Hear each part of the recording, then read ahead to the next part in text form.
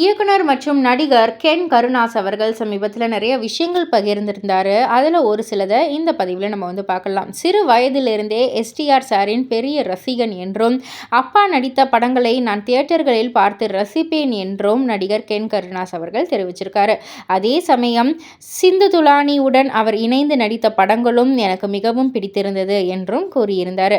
இது மட்டும் இல்லாமல் குத்து படத்தில் நடித்த சிம்பு சார் எனக்கு மிகவும் பிடிக்கும். அந்த படத்திற்கு பிறகுதான் அவருடைய ரசிகனாக மாறிட்டேன் அப்படின்ற மாதிரியும் தெரிவிச்சிருந்தாங்க. அது மட்டும் இல்லாமல் 2000 முற்பகுதியில் அவரது படங்களில் இடம்பெற்ற நெக் செயின், நெக் பேண்ட், சிகை அலங்காரம் உள்ளிட்ட ஸ்டைல்கள் அனைத்தும் எனக்கு மிகவும் பிடிக்கும் அப்படின்ற மாதிரி கென் கருணாஸ் அவர்கள் சொல்லியிருக்காரு.